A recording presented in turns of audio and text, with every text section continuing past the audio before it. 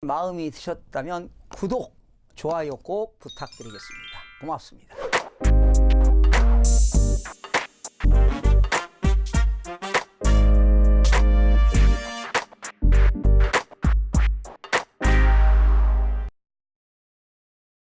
시청자 여러분 안녕하십니까, 김동수입니다. 이 시간에는요, 정부가 부동산 추가 대책 칼 빼들었다라는 내용으로 여러분들과 함께 알아보는 시간을 갖도록 하겠습니다. 서울 강남권을 중심으로 집값이 다시 꿈틀대자 정부가 더욱 강력한 추가 대책을 검토하기로 했습니다. 최근 주택시장 움직임은 심상치가 않습니다. 지난 1월 기준이죠. 서울 아파트 매매값 한국감정원 조사 34주 만에 상승세로 돌아섰고, 강남 상구, 서초, 강남 송파 집값은 몇 주 전부터 오름세를 보이고 있습니다. 이런 가운데 새 아파트 분양가의 가파른 오름폭은 주택시장의 최대 불안 요인으로 떠올랐습니다. 김현미 국토교통부 장관은 7월 8일 국회 전체 회의에 출석해 서울의 분양가 상승률이 기존 아파트값 상승률보다 2배 이상 높아 무주택 서민의 부담이 상당히 높다면서 민간 택지 아파트에도 분양가 상한제를 검토할 때가 왔다고 말했습니다.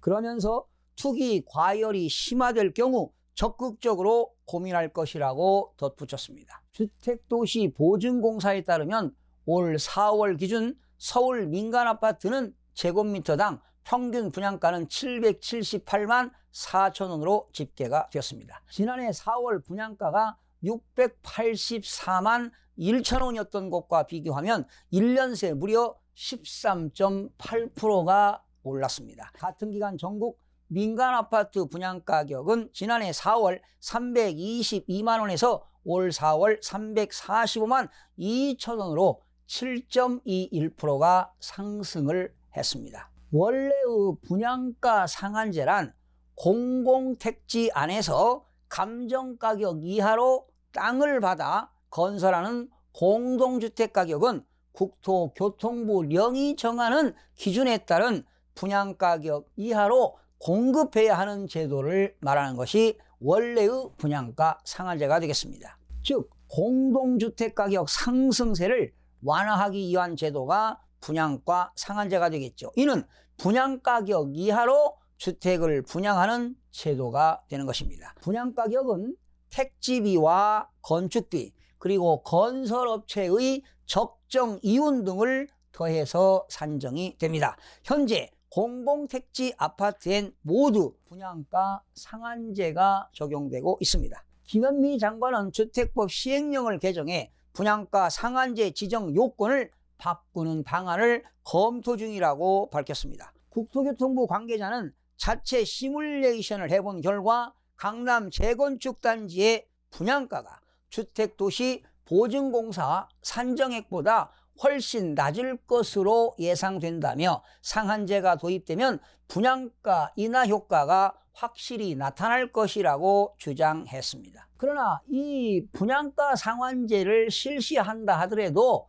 비관적인 시선도 없지 않아 있습니다. 우선 건설업체들이 수익성 하락을 이유로 공급량을 줄일 가능성도 있습니다. 지난 2007년도 노무현 정부 때 민간 택지 아파트 분양가 상한제가 적용된 적이 있습니다. 그때 22만 9천 가구였던 민간주택 공급량은 2008년도에는 14만 5천 가구, 2009년도에는 12만 6천 가구, 2010년도에는 9만 1천 가구로 점차 줄어들었습니다. 결국 분양가 상한제의 민간 택지 적용 요건이 강화됐고 2014년 이후엔 사실상 사문화됐습니다. 분양가 상한제를 민간 부분까지 확대 실시하기 위해서는 주택법 시행령만 바꾸면 됩니다. 이달 개정안을 발의하면 오는 9월부터 공포가 가능할 것으로 보입니다. 정부는 관리처분 인가를 신청한 단지들까지 대상 아파트 단지도 확대할 방침인 것으로 알려지고 있습니다. 분양가 상환제를 민간 부분까지 확대 실시하면 과연 어떤 문제들이 있을까요? 단기적으로는 신규 공급 아파트는 분양가를 낮추는 효과가 나타날 수가 있습니다. 정부가 제시하는 분양가가 기존 주택 시세보다 낮게 책정될 가능성이 크기 때문입니다. 주변 시세보다 크게 낮은 분양가로 공급되다 보니 이른바 로또 분양을 양산할 우려가 커집니다. 중장기적으로는 재건축 아파트 포기와 건설업체들의 공급 축소로 주택 공급 부족에 따른 부작용도 예상이 됩니다. 정부는 서울 아파트 가격 주간 변동률이 0.3%를 넘고 이런 상태가 계속되면 추가 대책을 내놓겠다고 합니다. 주택법 시행령 시행규칙 개정 입법 예고하면서 내달부터 분양가 상환제 적용 주택의 분양가격을 심의하는 분양가 심사위원회 명단과 회의록을 공개토록 했습니다. 심사에 건설업체 임직원 등의 참여도 완전히 배제했습니다. 투명성과 공정성을 강화하고 분양가격은 적정 수준으로 관리하겠다는 정부의 방침입니다. 지역주택조합의 조합원 중복가입도 금지키로 했습니다. 무주택자 등의 내 집 마련 기회를 넓혀주기 위해 도입했으나 정작 투기수단으로 악용되는 사례가 많아 이를 막겠다는 것입니다. 실제로 재개발 예정주택을 임대를 끼고 많게는 수십 채씩 사들여 집값이 오르면 입주권을 되팔아온 갭투자가 성행했던 게 현실입니다. 민간주택의 분양가 상한제가 시행되면 집값 거품은 줄고 실수요자의 내 집 마련 기회는 넓어질 것으로 기대가 됩니다. 그러나 집값은 한번 뛰기 시작하면 가짜 수요까지 보태져 거품을 키우는 특징이 있습니다. 정부 대책이 집값을 되레 올리는 역심리도 작용합니다. 집값이 오르면 가뜩이나 어려운 경제는 더욱 어려워지고 서민들의 고통은 그보다 더 커집니다. 집값은 초기에 확실하게 잡아야 합니다. 정부는 약속한 2022년까지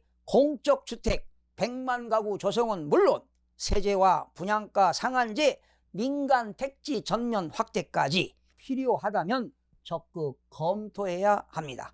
부동산 시장은 꿈틀댈 때 아예 고개도 들지 못하도록 단호한 조치를 해야 합니다. 집값 안정은 한순간에 무너질 수 있기 때문입니다. 시청해주신 여러분 대단히 고맙습니다. 매일매일 최선을 다하겠습니다. 내일 아침에 찾아뵙겠습니다.